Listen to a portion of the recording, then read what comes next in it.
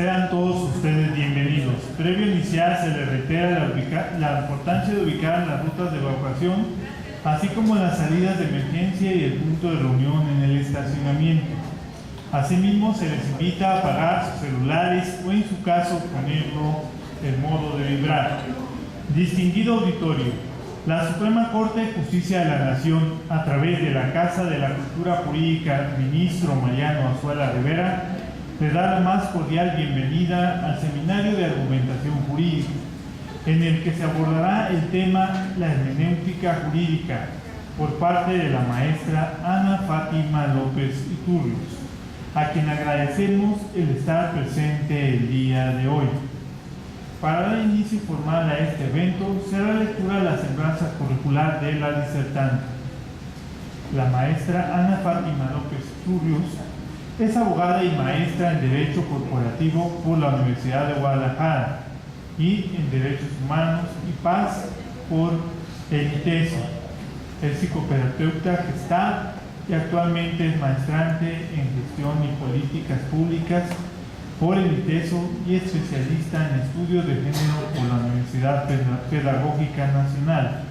Ha tenido cargos como asesora de regidores en el municipio Zapopan, Jalisco, coordinadora de enlace jurídico de la Subsecretaría de Asuntos Jurídicos del Gobierno del Estado y en la Dirección General Jurídica de la Industrializadora Integral de Agave IIDA.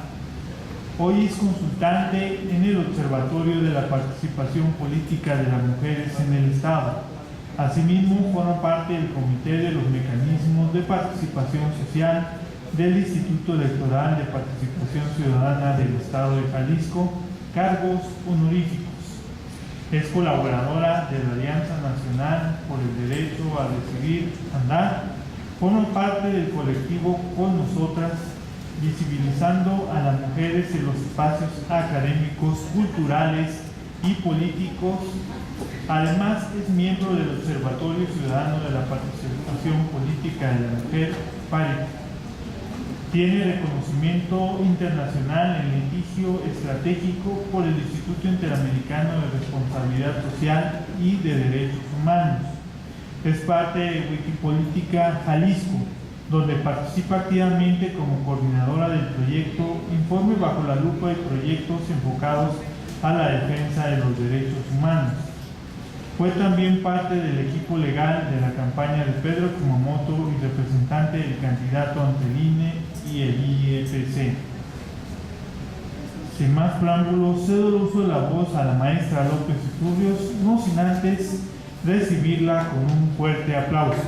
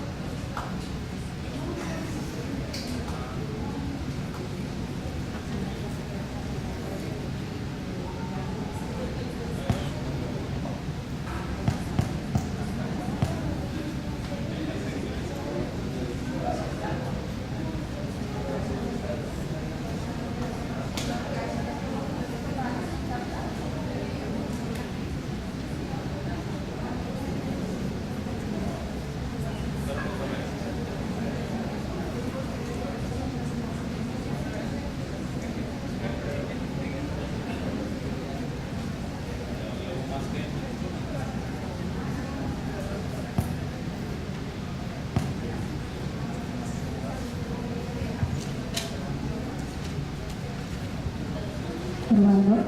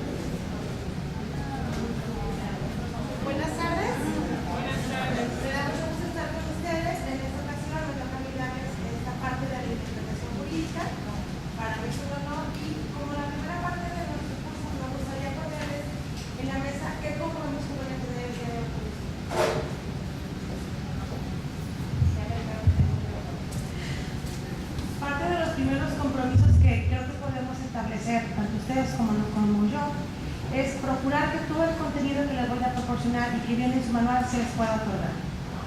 El segundo compromiso que les voy a ofrecer yo va a ser respeto y tratar de contestar todas sus preguntas, o la mayoría de ellas, porque también debo ser humano y debo ser personal, es decir, a lo mejor no puedo contestar alguna, pero tengo toda la disposición de lograrlo.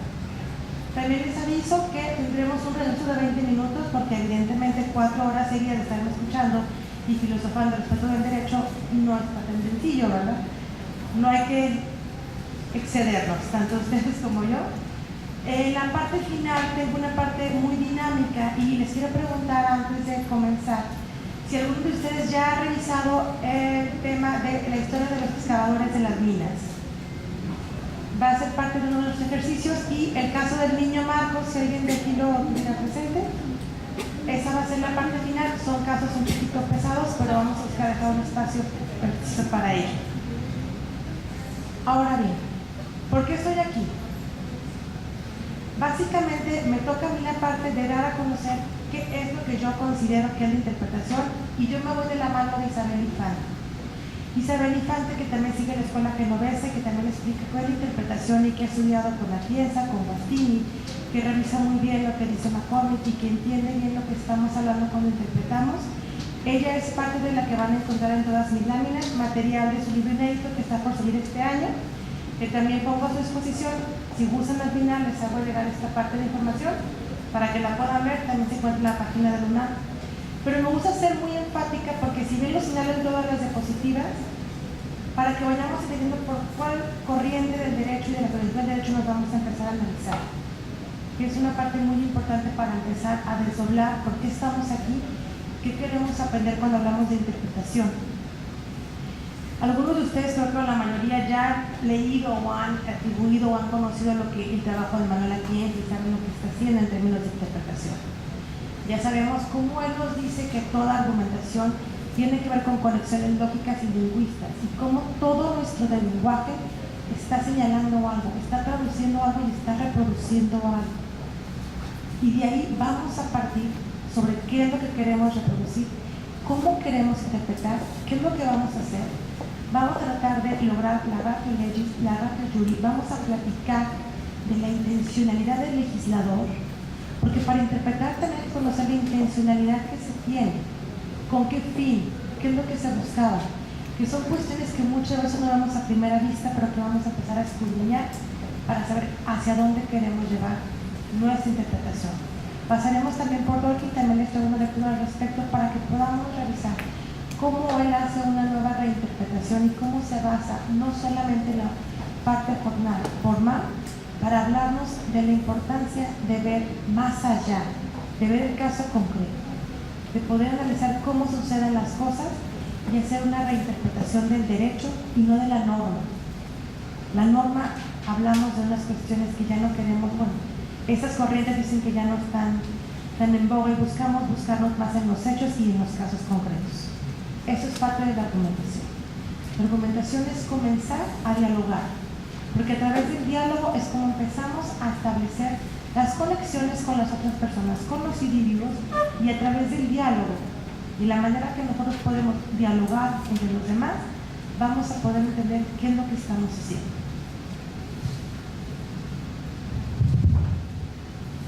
¿Alguna duda hasta ahorita? ¿Les parece bien si ponemos el receso en hora y media o prefieren en una hora?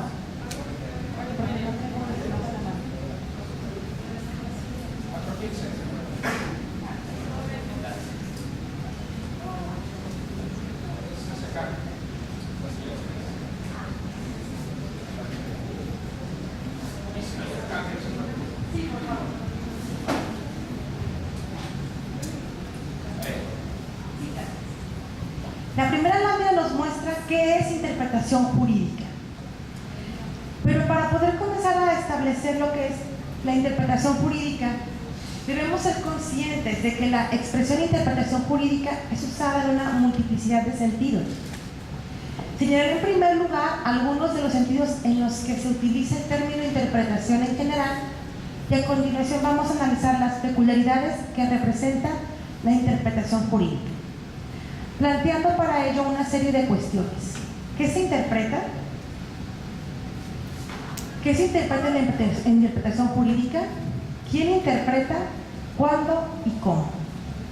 A partir de las distintas respuestas dadas a estas cuestiones, obtendremos la existencia de diversas concepciones sobre la interpretación jurídica y analizamos algunas de sus ventajas e inconvenientes para dar cuenta de la complejidad de esta actividad. ¿Por qué decimos que es compleja? Porque interpretar no solamente es querernos basar. Por antonomasia se creía que todos los abogados ya estábamos interpretando y que podíamos interpretar desde el momento que estamos argumentando. Lo que estamos descubriendo ahora es que la manera en que hacemos las conexiones lógicas de lo que nosotros queremos que la otra persona entienda, conozca o razone de nuestro pensamiento es como se va a dar la argumentación y por ende la interpretación. Porque todo razonamiento de un ciudadano, de una persona, de un jurista, tiene una intención. Y tenemos que empezar a ver desde dónde lo vamos a hacer. Por eso la primera pregunta que nos hacemos es, ¿qué se interpreta en la interpretación jurídica? ¿Vamos a interpretar la ley, la norma, o vamos a interpretar el derecho? Pareciera lo mismo, pero son conceptos muy diferentes. Como ya lo vieron en la sesión pasada, que fue argumentos y falacias, tenemos que empezar a delimitar hacia dónde nos vamos, y esto lo vamos a ver aquí adelante. ¿Quién interpreta? ¿Solamente interpretan los jueces? ¿Solamente interpretan magistrados? ¿O interpretamos todas las personas? ¿Cómo interpretamos? ¿Qué es lo que queremos interpretar y para qué lo vamos a hacer? También vamos a ver la parte de cuándo vamos a interpretar. ¿Cuándo tenemos la oportunidad? ¿Es únicamente en un caso concreto, en un juicio, o en qué otros aspectos también podemos darnos de cuenta y cómo lo podemos hacer? Que es la última pregunta. ¿Cómo vamos a interpretar? ¿Qué herramientas vamos a utilizar? ¿Cómo se están manejando las cuestiones de la interpretación? Si se fijan, cada una de estas interrogantes conlleva a una serie de trabajo previo que se tiene que hacer para llegar a interpretar.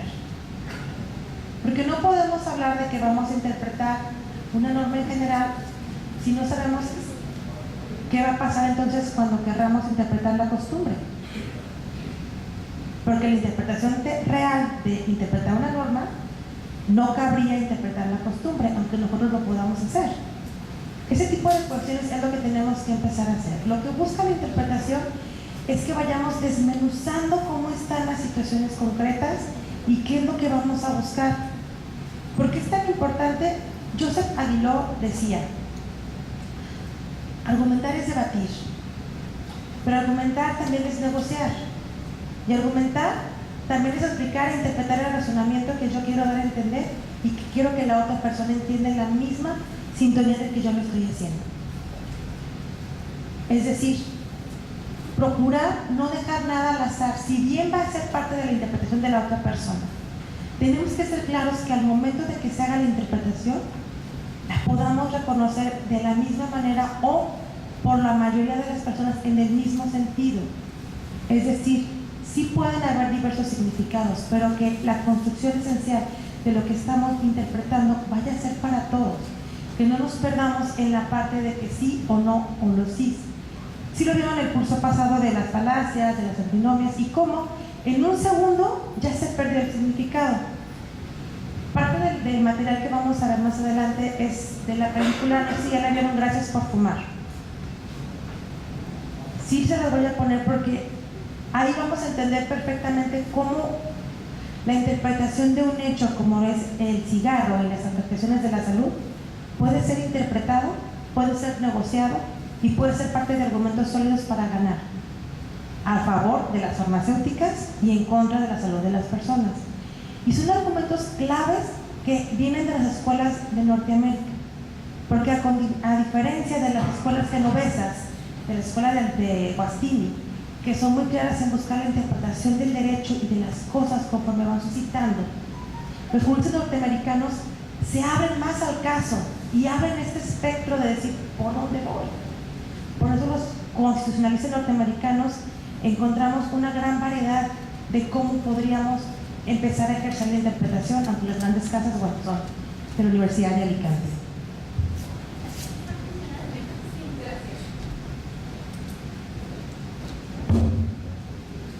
Como les comentaba,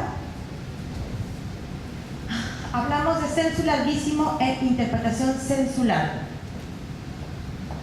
La primera ambigüedad que encontramos al querer demostrar qué es la interpretación jurídica es al hablar de interpretación en general, ya que hace referencia a los diversos sentidos que pueda adoptar esta expresión en función de cuál se considera que pueda ser el objeto de la interpretación. ¿Vamos por un concepto o vamos por algo de largo aliento? ¿Y a qué me refiero con esto? Wroblewski nos dice, podemos llamar a esos sentidos interpretación sensu larguísimo o sensular. La interpretación sensu larguísimo se predica de cualquier entidad capaz de ser portadora de un sentido, es decir, cualquier objeto no natural. Así, por ejemplo, se puede hablar de la interpretación de una acción, de una práctica social o de un acontecimiento histórico o de un cuadro aquí. Por interpretación entendíamos la comprensión de cualquier objeto en tanto que fenómeno cultural.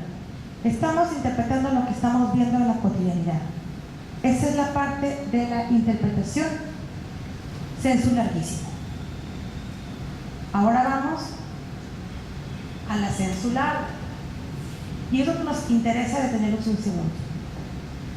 Cuando utilizamos el término interpretación en un sentido más restringido, y ahora sí vamos a acotarnos no solo a lo cultural, al gran mundo que tenemos para interpretar, nos vamos a dar cuenta que tenemos un único objeto posible a las entidades lingüísticas, lo que se llama sensu largo. Este segundo sentido de la interpretación todavía lo es en su sentido amplio, pero escuchemos por qué. Wroblewski introduce en su análisis un tercer sentido de interpretación al que denomina interpretación sensu stricto, entendido por tal la determinación de un significado de una expresión lingüística cuando existen dudas referentes a ese significado en concreto en un caso de comunicación. Ya tenemos aquí tres elementos para comenzar la interpretación y para saber qué tipo de interpretación vamos a hacer: largo, sensu o estricto. ¿Y por qué tenemos que detenernos a filosofar y por qué los filósofos del derecho, Wroblewski, Lifante, Atienza, se detienen? Incluso Nino establece cómo los conectores del conocimiento se van a través del lenguaje y de las formas lingüísticas, que es la importancia para poder realizar nuestro argumento. Se detienen a pensar en esto, porque es la base como vamos a poder retomar la construcción de cómo vamos a establecer el diálogo con la persona, cómo vamos a interpretar lo que dice ya sea la norma o ya sea el derecho. Cuando ya tenemos el objeto claro, la determinación de un significado de una expresión lingüística cuando exista duda referente a ese significado en un caso concreto de comunicación. El artículo 4 de la Constitución Local de Jalisco establece que se protege la vida desde la concepción. ¿Qué significa concepción? ¿Dónde está establecida la concepción? Aquí es cuando podemos comenzar a ver la posibilidad de por qué está, ¿qué vamos a interpretar? Aquí vamos a interpretar el derecho a la vida, a la concepción, la norma qué es lo que está protegiendo, cómo vamos a dilucidar, cómo vamos a establecer los conectores para poder llegar al argumento, sea el que sea, el que ustedes decidan hacer, vamos a empezar a dilucidar aquí cuál es el punto fino de donde vamos a comenzar a hacer A por Y por C. No sé ustedes, pero yo me acuerdo cuando estudié que a mí me tocaba explicar premisa mayor, premisa menor y resultado, y era el silogismo lógico jurídico por antonomasia. Ahora nos topamos con que tenemos mayor posibilidad de conectores. Tenemos la posibilidad de hablar de un silogismo, de una premisa, concatenar ideas, de una sola respuesta sacar 3 resultados y generar la interpretación que estamos buscando. Ya no es la fórmula matemática de 1 más 1 es 2. Ya tenemos una invariable oportunidad de acciones para concatenar una argumentación a través de una interpretación correcta, de saber hacia dónde nos vamos a dirigir. Por eso el ejemplo es tan sencillo. Concepción ¿para qué? ¿En qué términos? ¿Quién lo dice? ¿Cómo lo dice? ¿Por qué lo dice? ¿A qué grupo? ¿Qué intencionalidad tenía el legislador? ¿Qué había tras esa intencionalidad? ¿Cómo voy a aclarar mi argumento? ¿Yo qué es lo que estoy buscando? Y luego yo buscar, si estoy buscando una cuestión lingüística, si quiero buscar una cuestión que realmente vaya a producir lo que estoy buscando y cómo lo estaba haciendo. ¿Por qué hago tanto hincapié en esta parte? Porque es como vamos a empezar a ver de manera diferente lo que ya teníamos asumido de que todos interpretamos. Sí, todos interpretamos, pero hay variables en las que podemos generar mayor oportunidades de reproducir la información, de modo que también pueda ser como establece la ley.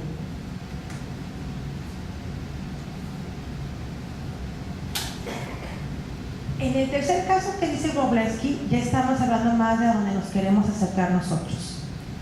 El tipo de objeto de interpretar sería en ese tercer caso para Wroblewski el mismo que en el caso de la interpretación censular. ¿Ya que vamos con ello? A entidades lingüísticas. Pero se requiere además que nos encontremos ante la presencia de dudas sobre su significado, siendo dichas dudas las que generan la necesidad de llevar a cabo una actividad interpretativa en sentido estricto. ¿Qué es lo que decía con el ejemplo de la concepción? El sentido estricto, ¿dónde está? ¿De dónde surge? Y ya nos encontramos ante una entidad lingüística y sobre el significado que le vamos a dar teleológico, jurídico, formal. Vamos a comenzar la racionalidad, vamos a razonar. No puede haber argumentación como lo vieron en su sesión pasada si no hay racionalidad. Porque los podemos encontrar con argumentos como de que yo soy en la posverdad, no, yo creo en el posmodernismo. Y la realidad es que como juristas, como amantes del derecho y de la ley, y cuando vamos a tener que hacer una interpretación, tenemos que centrarnos en qué es lo que estamos argumentando, cuál es el significado. ¿Hay dudas? ¿Por qué tengo dudas? ¿De qué otras maneras se puede interpretar y cómo lo vamos a hacer? Wroblewski distingue así 2 situaciones de comunicación: la comprensión directa de un lenguaje y la existencia de dudas que han de ser superadas precisamente por esta interpretación sensu estricto. Lo que diferenciaría a ambos casos sería entonces, como veremos a continuación, la distinta actividad que se requiere para captar o establecer el significado de la expresión lingüística en cada una de estas situaciones. ¿Qué es lo que pasa cuando estamos ante una ley que nos establece en caso de esto por esto y no quitan la i y nosotros asumimos que está? Si nosotros la presentamos así, el juez nos va a decir, eso no viene en la ley, eso lo estamos inventando. ¿Cómo podemos construir el argumento? Primero tenemos que entender si sí venía o si no quería venir, o si simplemente no formaba parte del procedimiento lingüístico que estaban elaborando al momento que construyeron la norma, porque vamos a pasar también a la parte de norma o derecho. Por eso hago tanto hincapié en la ratio Jerry y la ratio Judy, para que podamos ir viendo cuando nosotros queremos interpretar hacia dónde nos vamos a mover y por qué tenemos que regresarnos una y otra vez a qué tipo de interpretación vamos a comenzar, por dónde vamos a hablar. La doctora Alicante nos decía que cuando ella estaba analizando este texto, se dio cuenta justo en este ejemplo. Bueno, no se los pongo. En el ejemplo, ahorita ya hago este ejemplo, pero del ejemplo de la ley penal, de cómo se les podía autorizar a las personas que podían tener comunicación y cómo le habían negado a una persona la comunicación y estaba en un caso extremo por la aparición lingüística de la I que no era necesaria para este caso y cómo posteriormente se logró una modificación y revisión.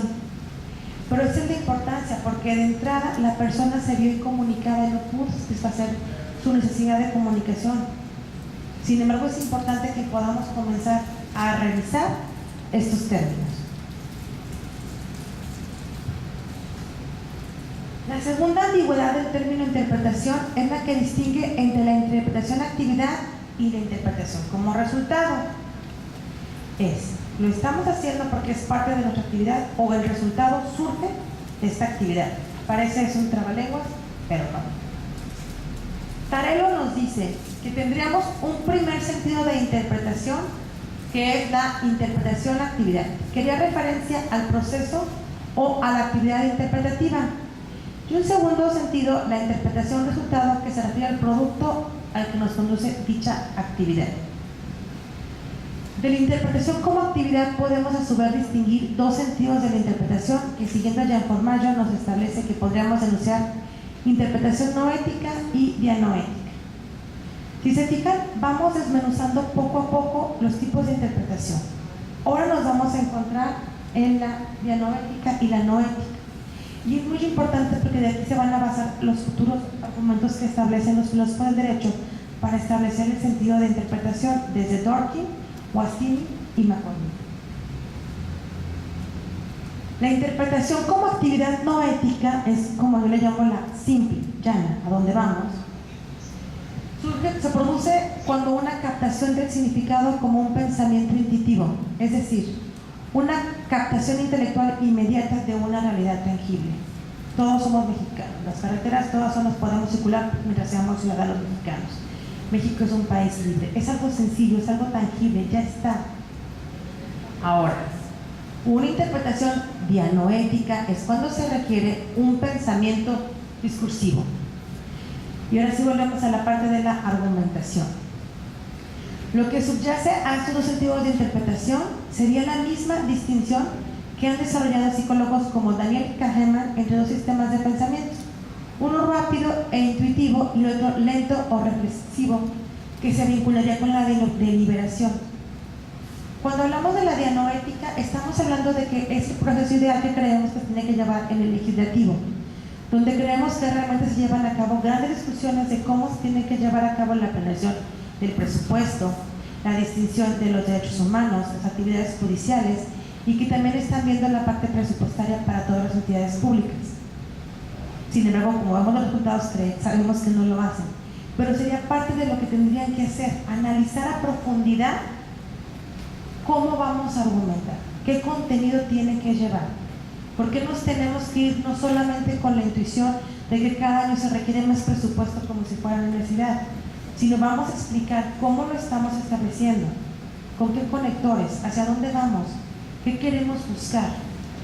Porque esa es la parte cuestión de la dianoética, donde podemos lograr que efectivamente podamos comenzar a dilucidar, a hacer el de braille, qué es lo que quiero llegar, hacia dónde voy a llegar, qué va a buscar el contrario, qué dice la ley, cómo se establece la norma, cómo se ha interpretado el derecho, por qué Dworkin habla que tenemos que interpretar en base a cada caso concreto. ¿Me serviría a mí tomar a Guattini en esta razón para poder analizar cómo voy a elaborar mi argumento? Sí. Así es como vamos a comenzar a establecer la parte dianoética. Si bien queda claro que la parte noética también la necesitamos para la interpretación válida de los contratos, algo sencillo, intuitivo, que ya podemos saber hacia dónde vamos, hacia la aplicación de las costumbres del derecho, la parte dianoética nos dice cómo vamos a interpretar tanto la norma como la ley, porque son dos cuestiones completamente diferentes que vamos a ver a continuación. ¿Hasta que haya alguna duda? ¿Perdón? Fue muy rápido, ¿verdad? Ok, voy a poner un poco, perdón.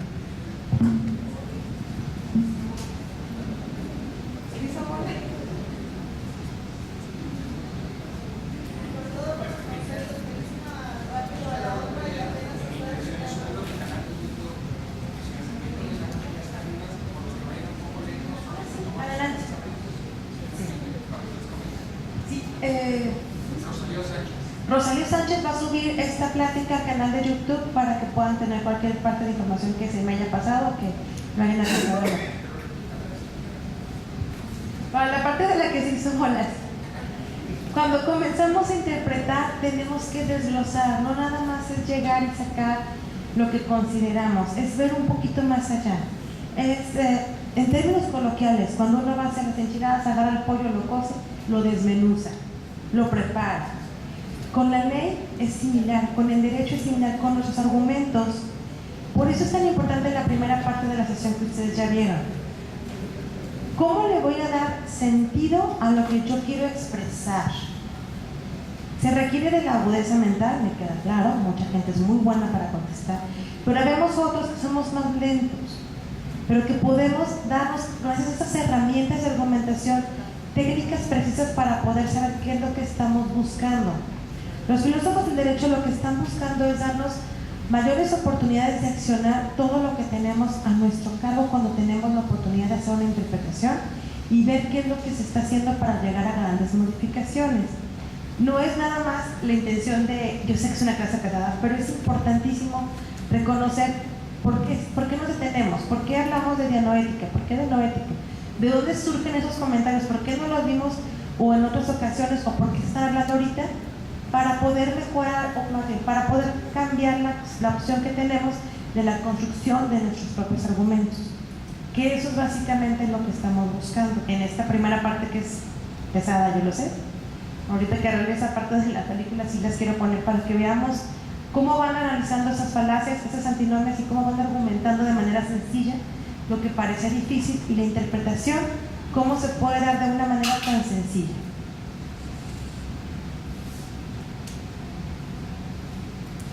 Nos encontramos pues que ya estamos en la dianoética y que tenemos dos tesis para poder demostrar por qué estamos estudiando ahorita el día de hoy la interpretación. Y la primera es la que considera que la interpretación es una actividad necesaria siempre. La segunda tesis dice que considera en los casos en los que no existen dudas, no se debe interpretar. In claris non fit interpretat. ¿Qué es lo que estamos viendo aquí? Hay dos tesis de cómo tenemos que interpretar y de por qué tenemos que hacer la interpretación pública. Como les decía yo, por antonomasia se ha creído o se ha aseverado que todos los abogados, los juristas, los que se dedican al estudio del derecho ya saben argumentar. Si bien es cierto, adquirimos muchas razones para elaborar nuestros argumentos, empezamos a hacer premisas, también es claro que tenemos que adecuarnos de mayores herramientas argumentativas para poder razonar lo que queremos expresar. ¿A qué me refiero con esto? Que si bien algunas cosas no requieren interpretación, no tenemos por qué esperar ni tenemos que detenernos tanto tiempo en cuestiones que son meramente formales o que se pueden resolver. El detalle está cuando esta cuestión formal se convierte en una complicación porque tiene una I, una O, un análisis sintáctico, un lingüista que nos está generando la complicación de cómo se va a interpretar.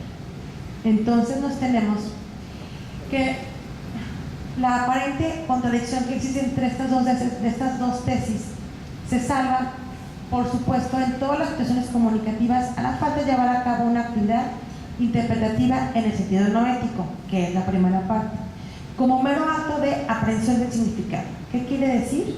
¿Cómo lo dice? Que intuyo que es lo que ya sabemos que está. Aunque no en todas será necesario llevar a cabo una actividad interpretativa en sentido dianoético, sino únicamente en aquellas situaciones en las que existan dudas sobre el significado, exigiendo la atención consciente a estos elementos de duda seguido por la resolución de la misma. No todos los enunciados van a tener que ser dianoéticos, sin embargo, la mayoría, si no es que todos, van a ser noéticos. Eso queda clarísimo. ¿Por qué? Porque la mayoría lo podemos entender, lo podemos ver por intuición, como lo que nos decía Torello. Sin embargo, algunos sí se van a requerir de mucho mayor de braille, de mucho mayor trabajo, fino, análisis, qué dice, por qué lo dice, cómo lo dice. Y ahí tenemos que empezar a hacer una serie de cuestionamientos, cómo, dónde, para qué. Adelante. Me llama mucho la atención la interpretación intuitiva que se puede confundir con la del razonamiento. Es que a veces hay personas profesionistas que son que tienen un alto grado de razonamiento, correcto, que es científico, pero la intuición yo la entiendo como algo más allá, pero no cualquiera tiene la misma percepción. Esa es mi pregunta. Quiero ver si entendí bien la pregunta. ¿Cómo hacer para que la intuición pase de lo no ético a lo de no ético y que podamos argumentar en base a esta corazonada que tenemos en base con esta parte? Cuando me refiero a la intuición en la primera premisa es que es algo que ya sabemos que va a estar así, ¿no? Me refiero a que a los 18 años todas las personas van a ser ciudadanas, todos tenemos derechos políticos. Eso no cambia, eso es lógico, es intuición. Así lo llama la doctora Infante en el sentido de que ya está, crecemos con esta, no va a cambiar. Pero esa intuición de la que usted habla, para volver al argumento, es la segunda parte de la no ética. Y es lo que uno considera que debería ser, o lo que dice Dworkin. Vamos interpretando lo que yo ya conozco del caso, de lo que yo sé hacia dónde va mi intuición, de dónde se debe de interpretar, para poder lograr la construcción del significado. Es decir, hay personas que tienen mucho razonamiento, me queda claro, pero uno tiene esta intuición, que ya sabes por dónde va, pero quieres explicarlo en palabras, quieres hacer argumento, ¿cómo lo vamos a hacer? A ver, mi intuición me dice que esta botella de agua es de plástico y que esta botella de agua contiene agua. Pero la intuición a lo material, o sea, ¿estás materializándolo? Es una pregunta que puede ser algo más allá todavía de lo material, pero a lo mejor es algo más, un poco más de Si gusta al final igual platicamos. Gracias.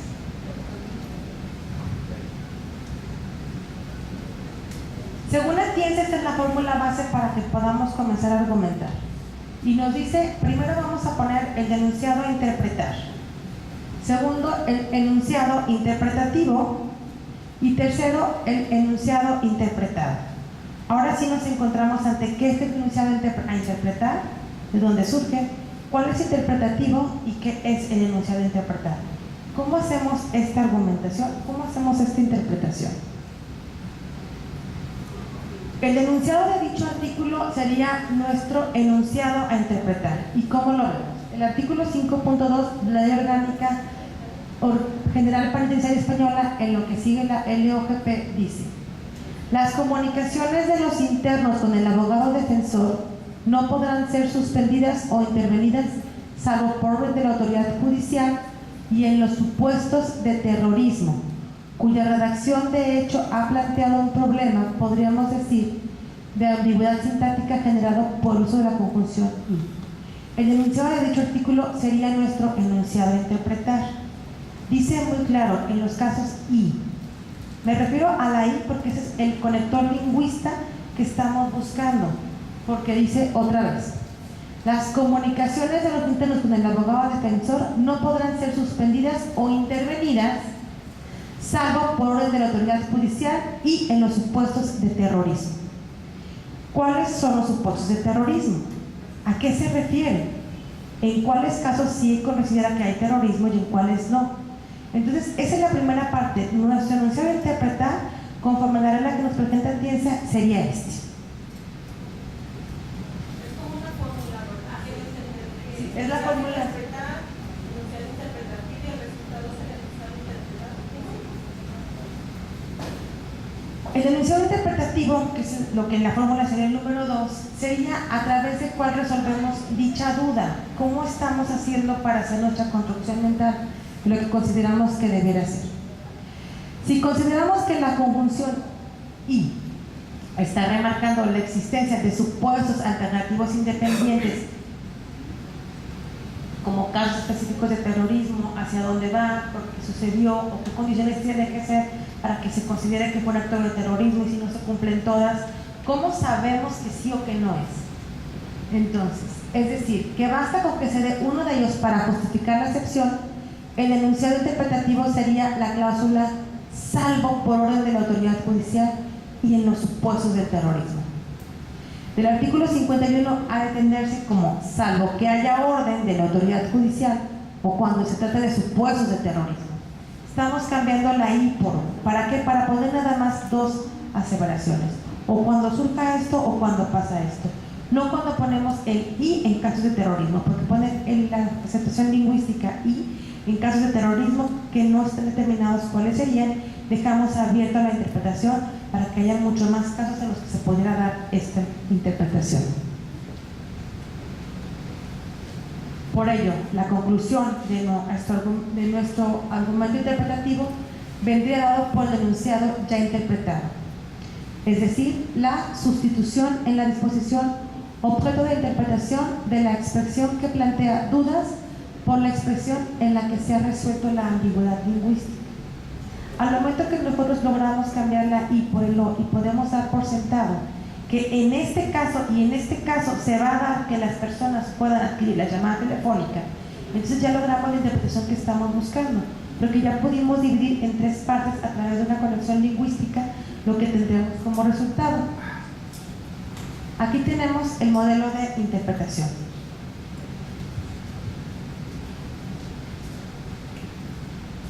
Queda claro cómo dice: las comunicaciones de los internos con el defensor no podrán ser suspendidas o intervenidas salvo por orden de la autoridad judicial y en los supuestos. Aquí lo tenemos claro. Este es el enunciado que vamos a interpretar. Ahora nos pasamos al enunciado interpretativo. La cláusula salvo por orden de la autoridad judicial y en los supuestos de terrorismo del artículo 51.2 ha de entenderse como, ¿cómo yo creo que debe de entenderse? Como cuando haya orden de la autoridad judicial o cuando se trate de supuestos de terrorismo. Aquí ya tengo el enunciado interpretativo. ¿Cómo le cambio la concepción de lo que yo tenía? Terminamos con el enunciado interpretado. Las comunicaciones de los internos con el abogado defensor no podrán ser suspendidas o intervenidas salvo cuando haya orden de la autoridad judicial o cuando se trate de supuestos de terrorismo.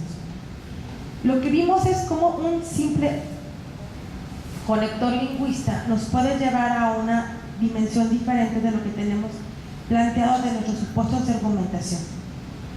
Y esto es muy importante que podamos conceptualizar. Cuando estamos interpretando y tenemos estas tres oportunidades de establecer nuestro esquema, vamos a ver con claridad hacia dónde nos vamos a dirigir, qué es lo que estamos buscando. En un segundo supuesto del artículo 4 constitucional, que está protegiendo la vida desde la concepción. El enunciado de interpretar sería el artículo 4 constitucional, protege la vida desde la concepción. ¿Cómo haríamos el enunciado interpretativo? Bueno, yo nada más quisiera ampliar el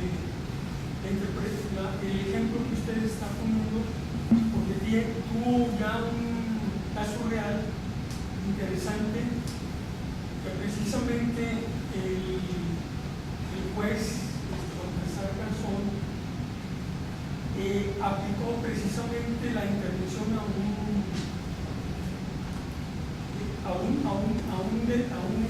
procesado por terrorismo, la intervención de las comunicaciones. Entonces, en su caso concreto, a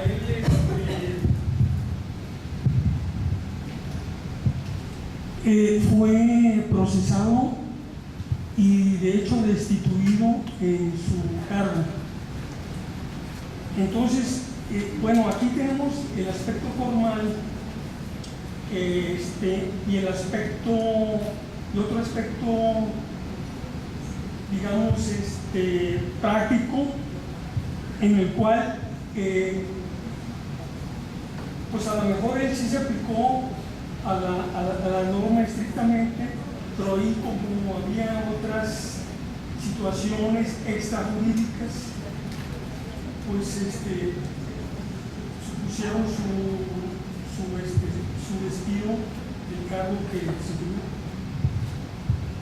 No sé si usted podría contarnos algún uso. respecto de por qué lo destituyeron o respecto de cómo hacen la interpretación al respecto y por consiguiente logra la discusión.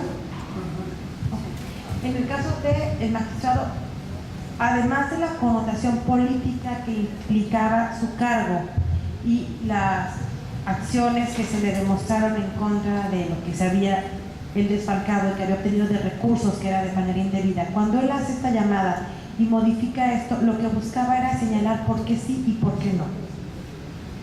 ¿Por qué son tan rígidos con él? Si bien por una parte es reconocido por todo lo que ha hecho en el ámbito jurídico, también tuvo muchos detractores.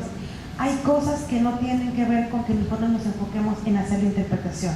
Son cuestiones políticas que sobresaltan, y más la figura de Baltasar Garzón, que por muchas organizaciones de la sociedad civil no fue reconocido, no lo querían al cargo, y tenían que hacer todo lo posible para buscar el hilo más fino de una interpretación que sí era correcta en muchos sentidos y para muchos juristas.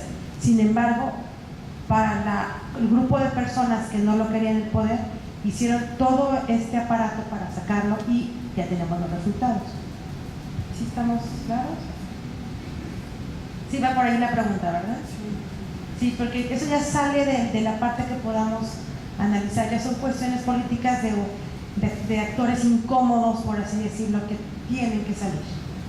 Son los actores incómodos porque no les conviene cómo están modificando el status quo de lo que se está elaborando y lo que implica para ellos que no se tome en cuenta, en este caso, la situación que vivieron de guerra y las personas que fueron perseguidas y cómo el terrorismo se convierte en una bandera para ambas partes, ¿no?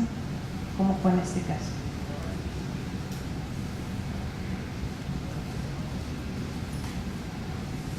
Hasta aquí vamos claros en cómo estamos haciendo el modelo de interpretación que establece Atienza. Atienza, de las cosas que no me gusta es que es muy cansado. Atienza es leerlo y es releerlo y es releerlo, porque traducirlo en forma sencilla para que podamos estar aquí sin que se duerman, porque son las 4 de la tarde, es martes, es complicado, es lunes, inicio de semana. Por eso me detengo y busco ejemplos claros para poder regresar a lo que él estaba considerando cuando estaba hablando de enunciados. Él nos dice que el objeto de esta interpretación son las disposiciones jurídicas, que es lo que nos está diciendo en este caso la ley general. Es decir, los enunciados contenidos en las fuentes autoritativas del derecho o algunas expresiones contenidas en dichas disposiciones, o bien las normas jurídicas o bien en derecho. Pero si se fijan, hablamos de 3 diferentes formas de poder comenzar a argumentar, no hablamos de las mismas. Cuando hablamos de disposiciones autoritativas podemos considerar que hablamos de que son leyes o normas. Sin embargo, también nos habla de que tenemos que interpretar las normas jurídicas y también nos habla de que tenemos que interpretar el derecho, que es la parte que yo quería comenzar a llegar. ¿Por qué hablamos de 3 cuestiones diferentes? Volvemos al ejemplo del uso de la costumbre. El uso de la costumbre, ¿cómo lo interpretamos? Como parte de las disposiciones jurídicas de las autoridades autoritativas, que es diferente a interpretar un contrato, que será completamente diferente a una disposición o una norma, y que evidentemente no tiene nada que ver cuando estamos analizando el derecho. El derecho tiene concepciones muy amplias, como también lo van en la primera parte de este curso, si mal no me dijeron que sí lo habían visto. Entonces, cuando estamos en esta parte de cómo interpretamos el derecho, cada quien va a entender el derecho conforme a lo que tiene preconcebido. Cada argumentación que queramos o que estamos estableciendo viene desde nuestra comunicación emocional, de nuestro supuesto y del imaginario social en el que vivimos, hacia donde vamos y la crianza que hemos tenido. Cuando decimos que estamos completamente racionales, también tenemos que establecer la carga emotiva con la cual estamos estableciendo el argumento. Es decir, dónde yo he venido, cómo me he desarrollado y cómo voy a establecer la manera de razonar y de deliberar de mi cargo. Esto es una parte muy importante porque en un estudio de la Universidad de Alemania decían cómo los jueces que habían vivido en una cierta situación de riqueza tenían una manera de interpretar el derecho en comparación con los que habían vivido unas situaciones, por así decirlo, más difíciles contra los que la habían vivido de forma precaria. El resultado de esta interpretación y de esta evaluación fue que las personas que habían tenido una situación de riqueza a lo largo de su vida, cuando les llegaba un asunto patrimonial, eran mucho más estrictos y rígidos al momento de establecer la condena en contra de la persona que había cometido el fraude, porque inherente a su persona no podían desprenderse la toga del trabajo que hacían, aunque la mayoría lo intentaba porque se veía que no tenían la intención, sino era un compilado de las sentencias que ellos habían elaborado, donde se determinaba que habían tenido cierto rigor de manera consciente o inconsciente, y en este caso se alucía a que era inconsciente. ¿Y a qué voy con esto? Que los que tenían una mayor situación de desigualdad, al momento de evaluar la misma cuestión patrimonial, fueron mucho más laxos con la persona que había cometido, tanto en la sentencia como en la condena, como en el tiempo. Cuando vamos a interpretar nos pasa lo mismo, tenemos que reconocer dónde estamos, hacia dónde vamos y qué es lo que lo estamos haciendo, qué nos motiva, qué es lo que motiva al otro.